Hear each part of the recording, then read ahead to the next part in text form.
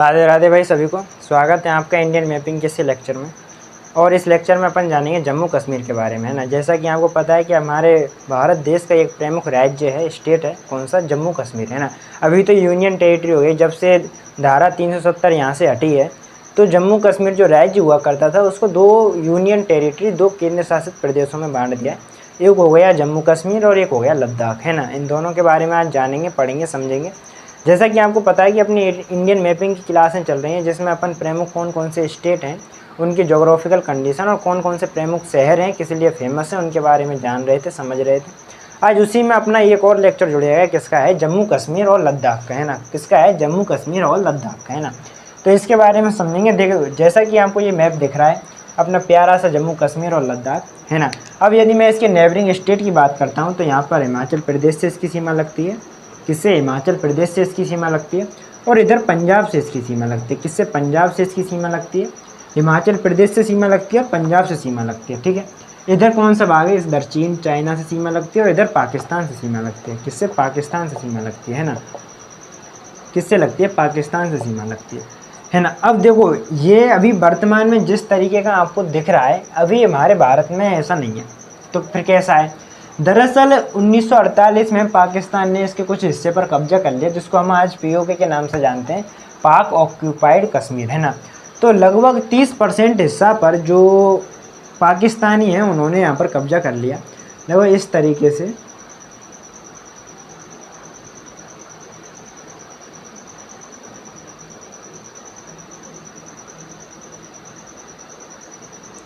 लगभग इतने बड़े जम्मू कश्मीर वाले हिस्से पर, इस वाले हिस्से पर जो पाकिस्तानी हैं उन्होंने यहाँ पर अधिकार कर लिया। और इसको हम किसके नाम से जानते हैं, पीओके के नाम से जानते हैं। किसके नाम से, पीओके के नाम से जानते हैं, पाक ऑक्यूपाइड कश्मीर। अब देखो, ये जो पीओके है, दरअसल इसको भी 3 भागों में उन्होंने, पाकिस्तान वालों ने बांटा है, क्योंकि उन्हीं के अंडर है ये। देखो, यहाँ से लेकर और यहाँ तक का जो भाग है, इसको अपन बोलते हैं क्या, इसको बोलते हैं आज़ाद कश्मीर। किसके नाम से जानते हैं, आज़ाद कश्मीर। किसके नाम से जानते हैं, आज़ाद कश्मीर के नाम से जानते हैं ना। अच्छा, ये जो वाला भाग है इसको 2 भागों में बांटा गया है ना। किसने, 2 भागों में बांटा गया है। ये ऊपर वाला है, ये तो कहता है गिलगिट, क्या नाम से, गिलगिट। ये जो ऊपर वाला है किसके नाम से जानते हैं, इसको गिलगिट। और नीचे वाला है, इसको जानते हैं अपन, नीचे वाला है इसको अपन जानते हैं बाल्टिस्तान। किसके, बाल्टिस्तान, है ना। तो 2 क्षेत्र हो गए, वो तो गिलगिट और एक हो गया नीचे बाल्टिस्तान, है ना। तो यानी कि 2 क्षेत्र हो गए, 3 हो गए बेसिकली। जो पाक ऑक्यूपाइड कश्मीर है उसमें बाल्टिस्तान हो गया, गिलगिट हो गया और अपना आज़ाद कश्मीर हो गया ना। अब देखो, ये जो पीओके वाला क्षेत्र है, इसकी पाकिस्तान ने अलग से राजधानी बना रखी है। और उस राजधानी का क्या नाम दे रखा है, मुरादाबाद। क्या नाम है, मुरादाबाद। क्या नाम है, मुरादाबाद। क्या नाम है, मुरादाबाद। और ये यहाँ कहाँ पर है, ये आज़ाद कश्मीर के यहाँ पे मिलेगी आपको। क्या नाम है, मुरादाबाद। तो ये प्रमुख पीओ के बारे में चीज़ें आपको याद होनी चाहिए।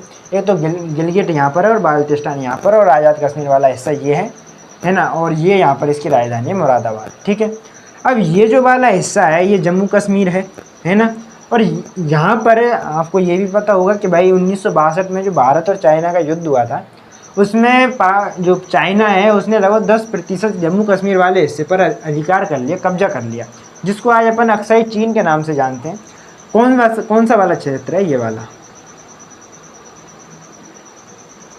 लगभग 10% ये वाला भाग है और लगभग 30% ये वाला भाग है ना। तो 30% जो हिस्सा है वो पाकिस्तान के कब्जे में है अभी, और 10% जो हिस्सा है वो चाइना के कब्जे में अभी, यानी कि 40%। और भारत के पास कितना है, 60% अपने भारत के पास है।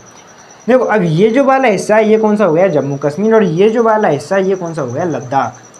2 अपनी यूनियन टेरिटरी हो गई।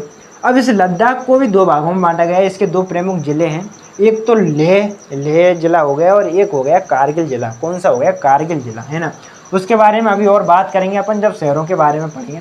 तो ये बेसिक सी चीज़ें आपको याद होनी चाहिए, पता होनी चाहिए, है ना, जम्मू कश्मीर के बारे में। अब देखो, ये दरअसल क्या है कि पूरा जो हिमालय क्षेत्र से, हिमालय जो इसमें फैला हुआ है, तो इसमें प्रमुख रेंज हैं उनके बारे में जान लेते हैं थोड़ा। अब देखो, यदि इसमें जोग्राफिकल कंडीशन की बात करूँ, इसके जोग्राफिकल कंडीशन के बारे में अपन समझें, पढ़ें, है ना, तो ध्यान से समझते चलिएगा। जोग्राफिकल कंडीशन के बारे में जानते हैं। देखो, यहाँ से एक क्या है कि यहाँ से एक पर्वत श्रृंखला जाती है। कहाँ से, यहाँ से एक पर्वत श्रृंखला जाती है। और उस पर्वत श्रृंखला का क्या नाम है, उस पर्वत श्रृंखला का नाम है काराकोरम। क्या नाम है, काराकोरम।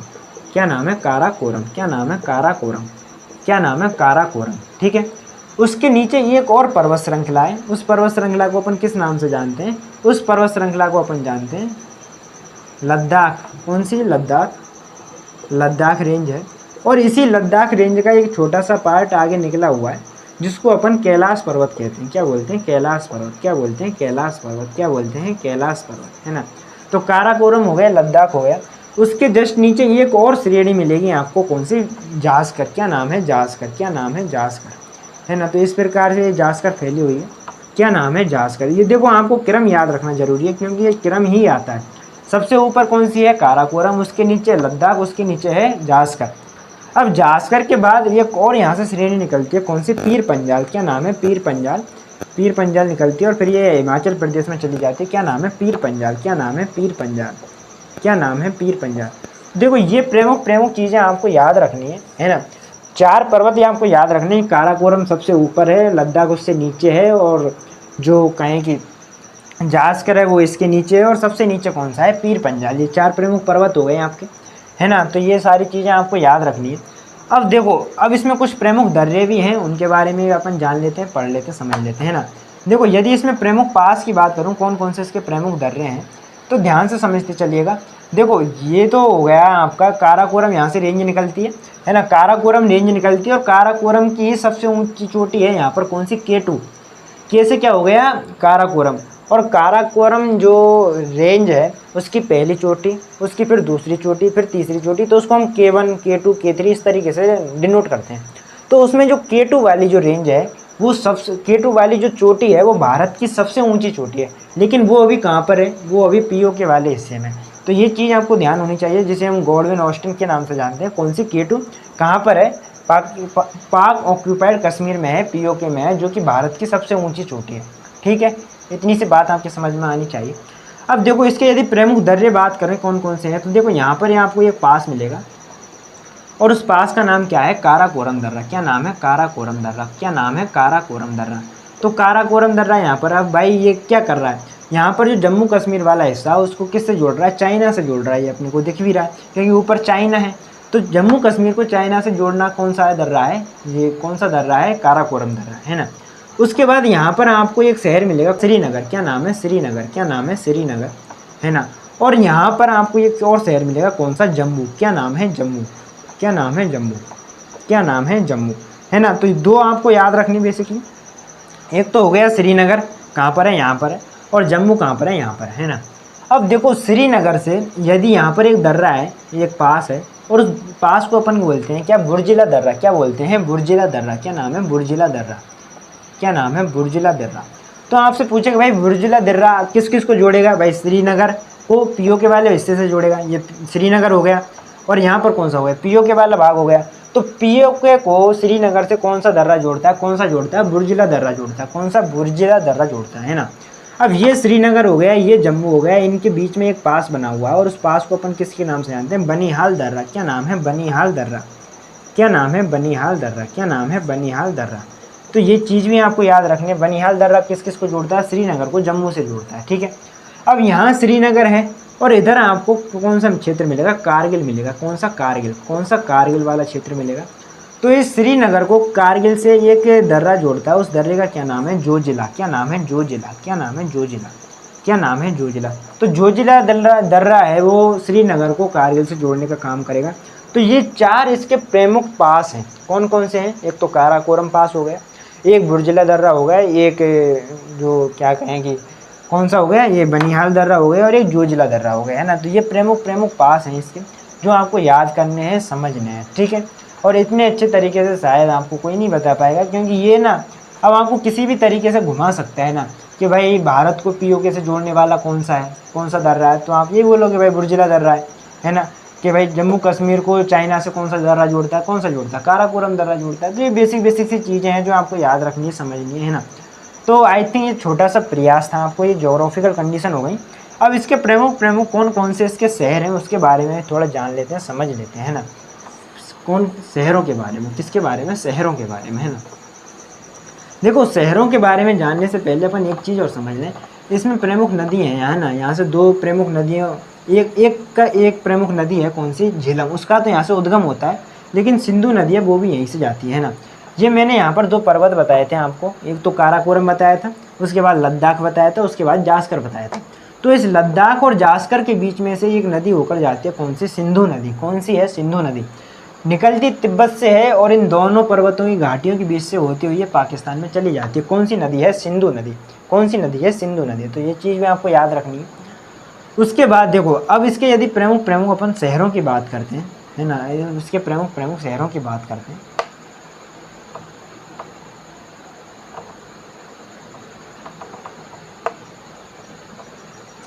तो समझते चलिएगा। देखो प्रमुख प्रमुख यदि शहरों की बात करते हैं तो यहाँ पर आपको शहर मिलेगा कौन सा, श्रीनगर। कौन सा है, श्रीनगर। कौन सा है, श्रीनगर। कौन सा है, श्रीनगर। श्रीनगर की दरअसल जो स्थापना की थी किसने की थी, अशोक ने की थी ना, अशोक ने की थी। यानी कि ये स्वाभाविक रूप से पता लगता है कि एक समय था जब मौर्य वंश का यहाँ पर शासन हुआ करता था, है ना। मौर्य वंश के बाद यहाँ पर कई डायनेस्टी आती हैं, उसके बाद ये सिख राजा हुआ करते थे, कौन, महाराणा रणजीत सिंह। तो उनके पास ये कश्मीर चला जाता है। जब बाद में आंग्ल और सिख युद्ध होता है तो ये फिर अंग्रेज इसको ले लेते हैं, और अंग्रेज बाद में से डोगरा शासकों के हवाले कर देते हैं, उनको सौंप देते हैं। और जो अंत में जब अपन पढ़ते हैं, जब देश का विभाजन होता है, तो उस समय जो जम्मू कश्मीर के महाराजा हुआ कौन थे, महाराजा हरि सिंह। तो जो हरि सिंह थे वो किस वंश के थे, डोगरा वंश के थे। किस वंश के थे, डोगरा वंश के थे। तो ये चीज़ भी अपने को याद रखनी है।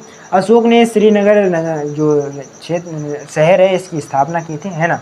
तो ये चीज़ भी अपने को याद रखनी है। उसके बाद देखो यहाँ पर आपको एक और शहर मिलेगा, कौन सा, जम्मू। क्या नाम है, जम्मू।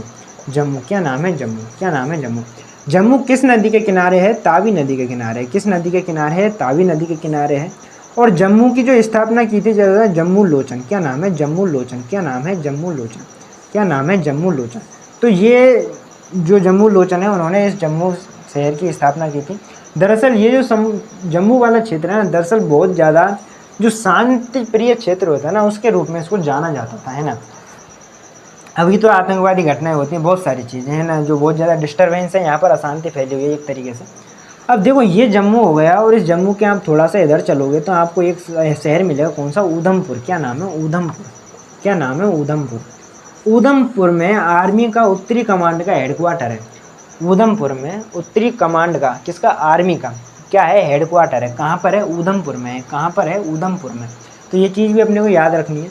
उसके बाद यहाँ पर आपको एक और वैष्णो देवी मिलेगा। क्या, वैष्णो देवी।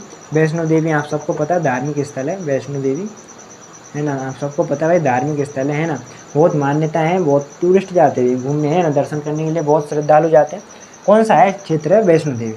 देखो ये श्रीनगर है, इस श्रीनगर के इधर आप थोड़ा सा आओगे तो यहाँ पर आपको एक मिलेगा, कौन सी, अमरनाथ की गुफा मिलेगी। कौन सी, अमरनाथ की गुफा। क्या, अमरनाथ की गुफा, है ना। तो यहाँ पर भी बहुत फेमस जगह है, लोग जाते हैं, अमरनाथ की यात्रा होती है, आप सबको पता है ना। देखो ये श्रीनगर है, और इस श्रीनगर के आप इधर आओगे तो यहाँ पर आपको एक क्षेत्र मिलेगा, कौन सा, बरमूला की पहाड़ी मिलेगी। कौन सी, बरमूला की पहाड़ी। क्या नाम है, बरमूला की पहाड़ी। अब ये जो बरमूला की पहाड़ी है दरअसल किस लिए फेमस है, ये अपने गुरुत्वाकर्षण के लिए फेमस है ना।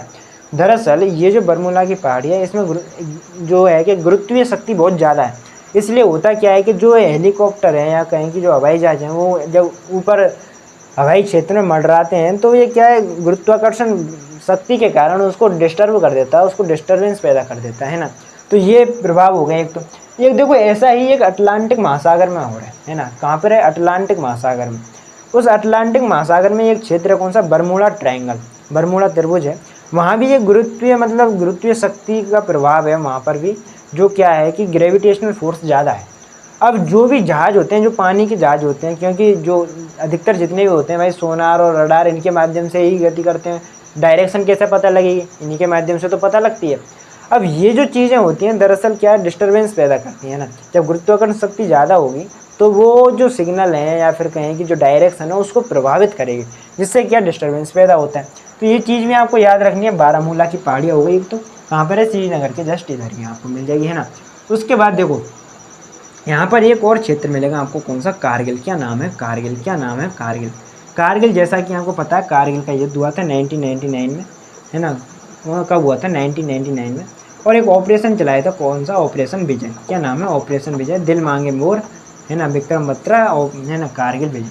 ठीक है। तो ये आपको पता है भाई 1999 में पाकिस्तान से युद्ध होता है अपना कारगिल से संबंधित। देखो यहाँ पर आपको एक स्टेट की पोजीशन है बहुत शानदार, कौन सी है, सियाचिन। क्या नाम है, सियाचिन।